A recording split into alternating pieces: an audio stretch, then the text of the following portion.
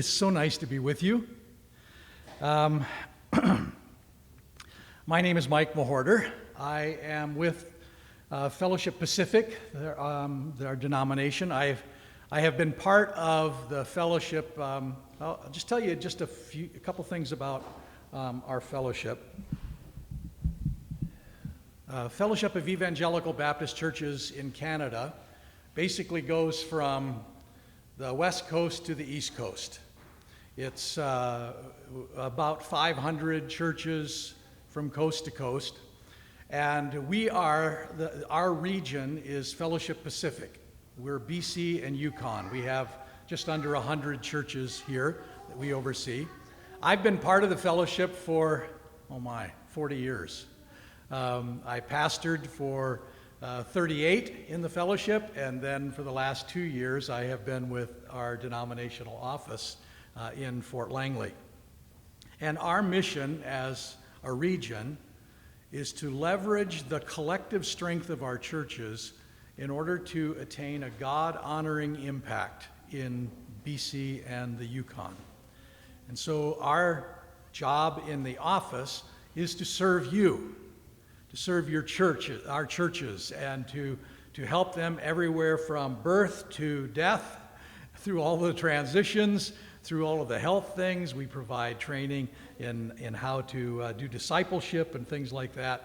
And there's just lots of stuff that we do. And we're so thankful that you guys have chosen to become part of us. And there's still a bit of a process to go through on this for you to get your charitable status and all of that. But we are working with you and working with Sky to see that done. And I've enjoyed the many meetings that I've had with Sky. And it's really great to be with you here today on this special time. And Sky asked if I would say just a few things about baptism, because that's really the excuse that I have for being here today. And I put together something for you to read. So if you could pass these around. I'm not going to read this today, but it will give you some background on where we are. One of the key things about Baptists is baptism. Okay? Historically, there have been two fundamental characteristics of the Baptist. There'll probably be some extras, so don't worry about it. About baptism in the Baptist tradition. One is believer's baptism. We believe that the order in the New Testament is consistently believe and be baptized. Now, I know that probably many of you came from a tradition where you were baptized as children and then went through some kind of confirmation process or something afterwards. And we understand that this is just such a... Paul said, there's one Lord, one faith, one baptism, one God and Father of all. I think he was probably telling the truth, but from the ground level right now, it doesn't feel like there's one baptism. It feels like there's lots of different baptisms. But I have a feeling when we get to heaven, this is being recorded, right? I have a feeling when we get to heaven, God's going to say, what were you guys all fighting for? I was okay with any of it, but we're not, okay? So that's how it goes. So we baptize. So the first thing is believer's baptism. The second is baptism by immersion. And there are a couple reasons for that. And I've kind of broken that down on your sheet a little bit. Number of scriptures where it says that they went down into the water, or they came up out of the water, or baptisms were happening in a certain area because there was much water there. And so you get the picture that they're going in and out of water to get baptized. And the word baptize itself, the Greek word baptismo, means to dunk or to immerse or dip. And so we have, that's basically the way we do it. Now, we realize that perhaps not all of you would want to have believers' baptism by immersion. And so we have kind of said, especially this has been true of our Korean churches primarily because so many of you come out of Presbyterian backgrounds, that the pastor, the church gets baptized by immersion as a representative of your congregation. And so that's what I'm going to be doing with Sky today. And if any of you decide that you would like to be baptized by immersion, you're happy to jump into the pool. You're welcome to. We do it today, or Sky can arrange to do it to baptize you later. So, do you have any questions about this? You're just going to all be so respectful and not tell me what you're really thinking. All right, anyway, this hopefully will give you a little bit of background on that.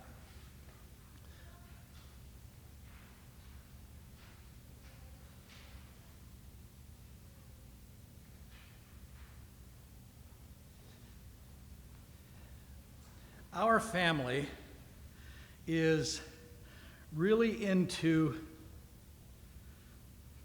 nativity scenes. My wife especially. We have some kind of nativity scene in every room in my house. Even the bathrooms, the laundry room, every room in our house has some kind of nativity scene. And when my kids were young, we would have kind of one main one in the house. This before my wife went crazy and started filling every room with them. But she would take the baby Jesus out of the one, and she would hide him.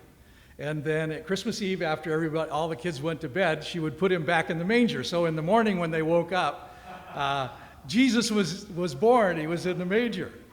And it was really cool. But my kids, when they got about high school, they conspired against their parents, and they would look and find baby Jesus beforehand and re-hide him. So the whole symbolism got messed up because it was no longer about Jesus being born. It was now who can hide Jesus the best, and it was a lot of fun. It's still, even now, baby Jesuses are constantly disappearing from our nativity scenes at our house when our kids come over, and even some of my grandkids are starting to get into it. Now this one, my wife Kathy told me is very special, and she told me not to come home without it. So don't let me forget this, okay? And don't even think about stealing baby Jesus. But there's just something compelling about this scene. It's simple. It's peaceful. It's unique. Sometimes you see camels in these, and a cow, and a donkey, and sheep, and shepherds, and wise men, and angels. What a story.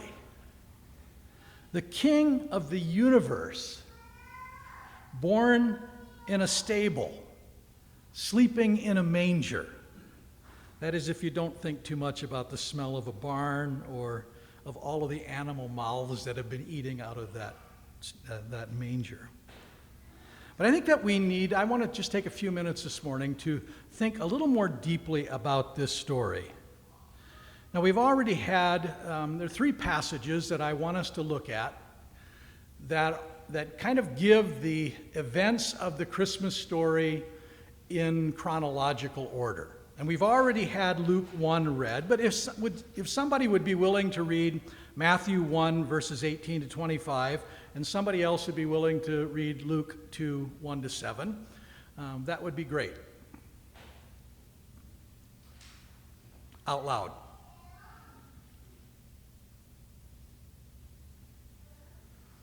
Matthew 1, 18 to 25. Somebody willing to read that? All right. Yeah.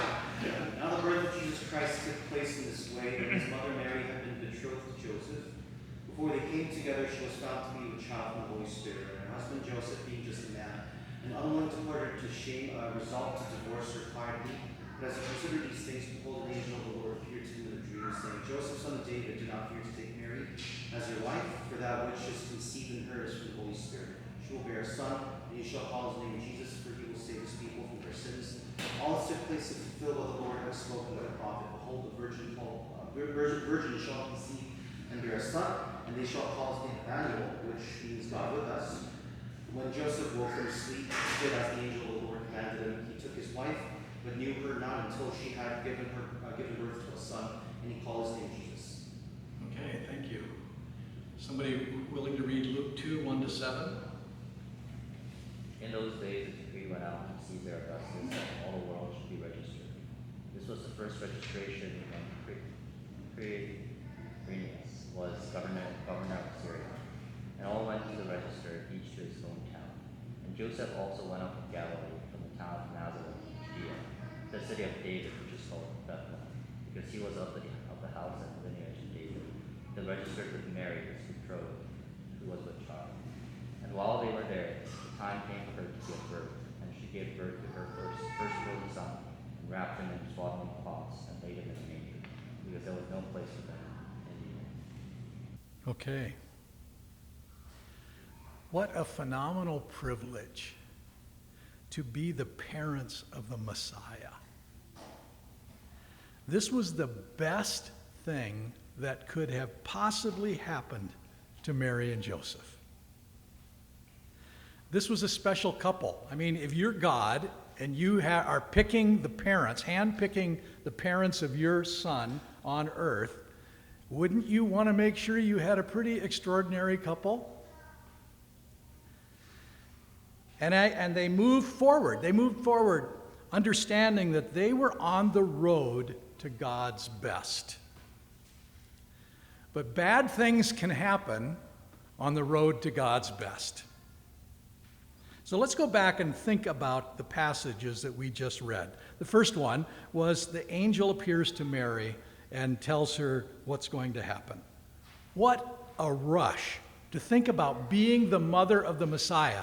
Little girls dreamed about that. And sure, she had some questions, primarily one, and it was a good question, like, how's this going to happen? And there would be a lot of pressure to raising the Son of God. But Mary submitted to God's call. Let it be as you have said. I wonder at what point it hit her that she was going to have to break the news to Joseph that she was pregnant. And he was going to ask her the inevitable question. What's the question? Who's the father?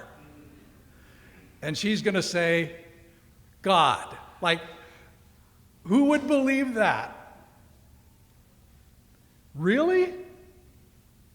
And even if he did believe her, like, she lived in a small town with a lot of people who not only could count to 9, but who would be paying a lot of attention to how soon that baby came after the wedding. So at some point, the reality of her situation must have kind of come crashing down on her. And the fact of the matter is, we know that Joseph didn't believe her. And the relationship was off. And all of a sudden, she's thinking about raising this child, God's son, as a single mother with her reputation in tatters. Like, what was she going through in these few days or however long before things sorted themselves out? And then there was Joseph. We read about him in the Matthew 1 passage. He's getting ready to marry this woman that he loved deeply. The word betrothed was used a couple of times in this passage, which was an engagement on steroids. They would have been, in that culture, considered legally married, but they just weren't living together for a time. And the only way to break that off was through some some kind of divorce proceedings. And suddenly, he finds out that she has cheated on him. She's carrying someone else's baby, and she won't even own up to who the father is. She keeps telling him it's God. What's he going to do? Well, what are his options? Well, one, he could go ahead and marry her and make the best of this situation. And of course, if he does that, everyone's going to assume that he got her pregnant and took advantage of her before the wedding. Or he can quietly break it off privately. And that protects Mary from public shame. But everyone is going to think he got her pregnant and then left. Or he could report her to the religious authorities, publicly divorce her, and this brands Mary as an adulteress, but at least he has the chance to publicly proclaim his innocence. So the only option really that Joseph can take here that exonerates him is this one, to make this as public as possible, to turn her in, to proclaim his innocence. And so these are his options.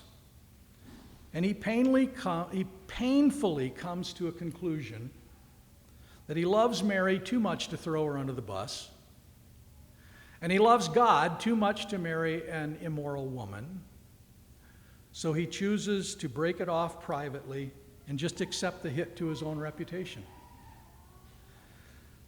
So with all of the heartbreak and the complications and the decision, what was going through Joseph during that time? What was he going through?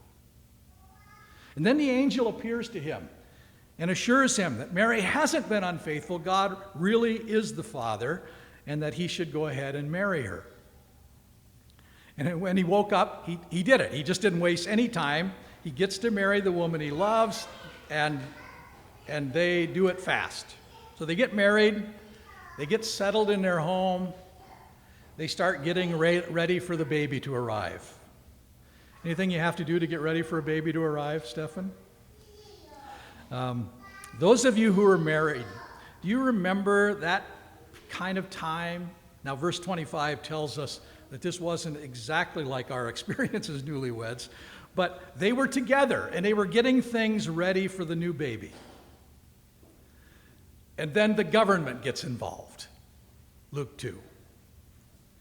Caesar decides to impose another tax that involves a census, and everyone has to go back to their hometown to register. So here, Joseph and Mary have been getting their house ready. They've been settling in as a newlywed couple. They're getting ready for the baby to come. And now, with Mary due any day, they leave Nazareth for Bethlehem. Now, this is roughly the distance from here to Whistler. Imagine walking from here to Whistler or riding a donkey, 9 months pregnant. And then if that isn't bad enough, when they get there, the only place they can stay is a barn. And of course, that's when the baby decides to come. Now, I love barns. All my life, I've been a horse person. So barns are just one of my favorite places to be, almost as good as church. But I would never have wanted one of my kids born in a barn. So put yourself in Joseph's shoes. Already, he's feeling the pressure of being the stepdad of the Messiah. And the real father is still very much in the picture. And the real father is God. And now, he can't even find a decent place for Jesus to be born. Now, when I was in seminary, I was working in a low-paying factory job, and I had a toddler and a baby, and with school and work and church involvement, and we weren't making enough money to make it. And I can remember one holiday we drove to my in-laws' house, and I had to humble myself and ask my father-in-law if he could give us some financial help, which he gladly did. But as we're driving back home, it's a 3-hour trip from their house to my house at that time, and we're driving late at night so the kids could sleep. It's really quiet.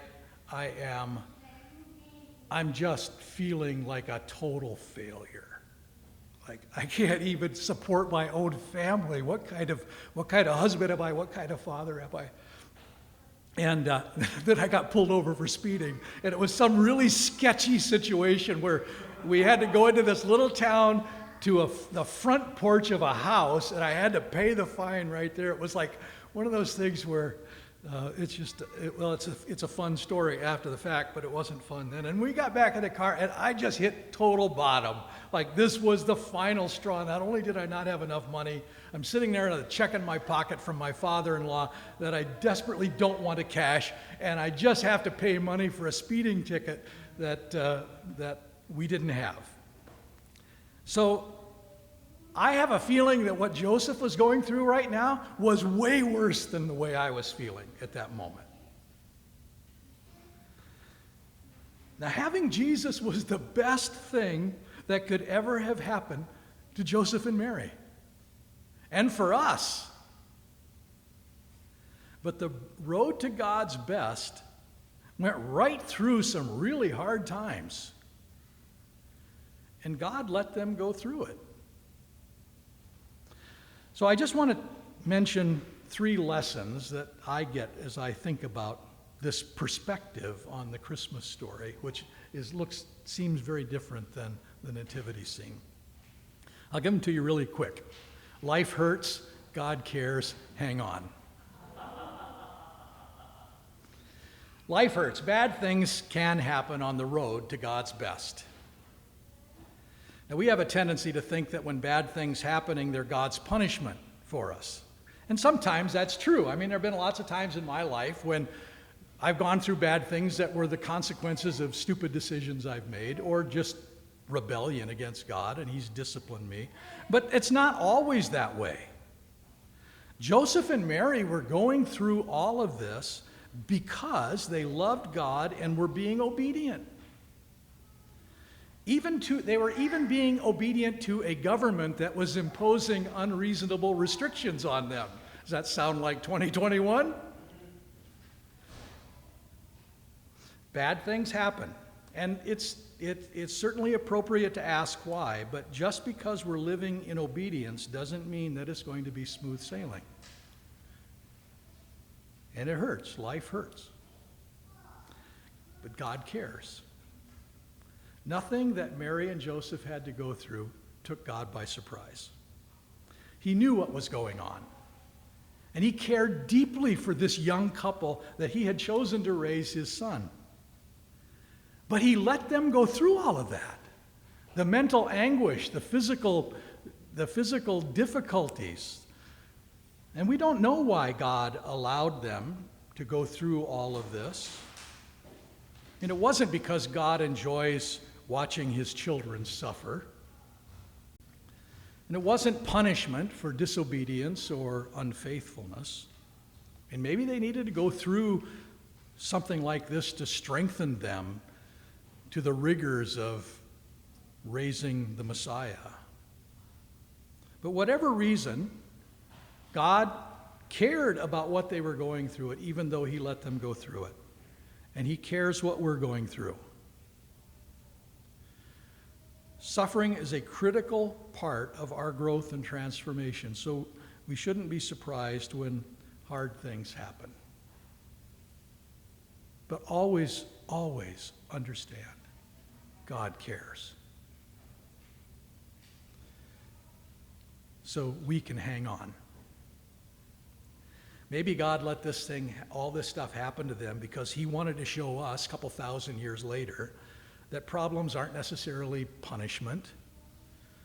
And if we're faithful and obedient, the road will come out on the other side of the hard times. We need to make sure that we're on the right road. We need to make sure that we're being faithful to God. But when you are going through hard times, hang on. Hang on. Yes, it's going to hurt.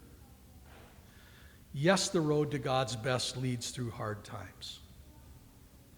But the best is still ahead. And it's going to get better. And looking at what Mary and Joseph had to go through on their journey, on their road to God's best, I think can encourage us this Christmas on our own road to God's best. Let me pray for you. Lord, I thank you for this church. I thank you for the fellowship, the close community that they experience, the love they have for you and for each other, the passion they have to see you reach through them to bring university students, young couples, families to you. I pray that you would bless them, that you would strengthen them, that you would pave the way ahead of them. And Lord, I pray that for each of us as we go through this Christmas, whatever we're going through, that this Christmas story would encourage our hearts to stay faithful, to stay obedient, to hang on, because we do know that you care. For it's in your name we pray. Amen.